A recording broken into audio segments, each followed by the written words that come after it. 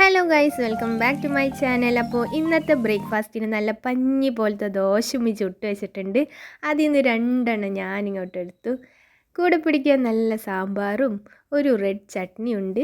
ഇത് വളരെ സിമ്പിളാണ് ഉണ്ടാക്കാൻ. പകുതി തക്കാളിയും പകുതി സവാളയും കുറച്ച് ഉപ്പും മുളക് പൊടിയും ഒരു സ്പൂൺ വിനാഗിരിയും ഒഴിച്ച് നന്നായിട്ട് പേസ്റ്റ് ആക്കി എടുക്കുക. അതിലേക്ക് കുറച്ച് വെളിച്ചെണ്ണ, 2-3 തുള്ളി വെളിച്ചെണ്ണയും കൂടെ ഒഴിച്ചാൽ സംഭവം റെഡിയാണ്. അപ്പോൾ മിക്കവർക്കും അറിയണുണ്ടാവും ഉണ്ടാക്കാൻ. എൻ്റെ വീഡിയോസൊക്കെ നിങ്ങൾക്ക് ഇഷ്ടമാണെങ്കിൽ ലൈക്ക് ചെയ്യുക, ഷെയർ ചെയ്യുക, ഒപ്പം തന്നെ സബ്സ്ക്രൈബും കൂടെ ചെയ്തേക്കാം.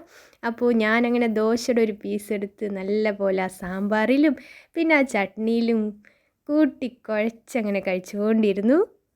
പിന്നെ ബീട്രൂട്ട് തോരൻ ഉണ്ടാക്കാൻ കുറച്ച് വെളിച്ചെണ്ണ ഒഴിച്ച് കടുകും വേപ്പിലൊന്ന് പൊട്ടിച്ചെടുക്കുക. ശേഷം പച്ചമുളകും സവാളയും കുറച്ച് ഉപ്പിട്ടൊന്ന് വഴറ്റിയെടുക്കണം. ഞാനിതുപോലെയാണ് കേട്ടോ വീട്ടിലുണ്ടാക്കാറ്. അപ്പോൾ ബീട്രൂട്ടിലും കുറച്ച് ഉപ്പും മഞ്ഞളും ഇട്ട് വെക്കണം. അതും ആഡ് ചെയ്ത് നന്നായിട്ട് വഴറ്റി കൊടുക്കുക. ആ സ്മെല്ല് മാറണ വരെ ഒന്ന് വഴറ്റണം. ലാസ്റ്റ് കുറച്ച് തേങ്ങയും കൂടെ ആഡ് ചെയ്യണം. അപ്പോൾ അതാണ് അതിൻ്റെ മെയിൻ ടേസ്റ്റ് വരുന്നത്. അങ്ങനെ നന്നായിട്ട് വഴറ്റിയെടുത്താൽ നമ്മുടെ കിടിലൻ ബീട്രൂട്ട് തോരൻ റെഡി ആയിട്ടുണ്ട്. അപ്പോൾ ഫുഡ് കഴിക്കുക അല്ലേ. നല്ല സാമ്പാറും ആ ബീട്രൂട്ട് തോരനും കുറച്ചെടുത്തിട്ടുണ്ട്. കൂടെ തന്നെ കുഞ്ഞി കൊഴുവ മീൻ പൊരിച്ചതുമാണ്. അതിൽ നിന്നൊരു 5-6 ഞാൻ എടുത്തിട്ടുണ്ട്. അപ്പോൾ ഇതൊക്കെ ഉമ്മിയുടെ റെസിപ്പിയാണ്. സാമ്പാറും മീൻ പൊരിച്ചതുണ്ടെങ്കിൽ പിന്നെ ഒന്നും വേണ്ട. അതുകൊണ്ട് തന്നെ അച്ചാറും പപ്പടവും ഒന്നും ഒഴിവാക്കി. എന്നാൽ തുടങ്ങാമല്ലേ.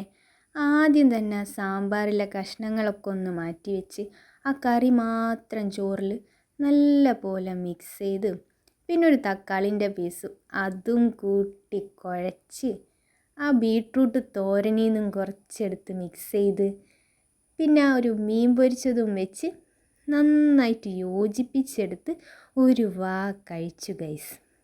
വാവ്, അടിപൊളിയായിരുന്നു. അപ്പോൾ നിങ്ങളും കഴിച്ചുകൊണ്ടിരിക്കൂ. Thank you for watching my video. Next വീഡിയോയിൽ കാണുന്നവരേക്കും ബൈ.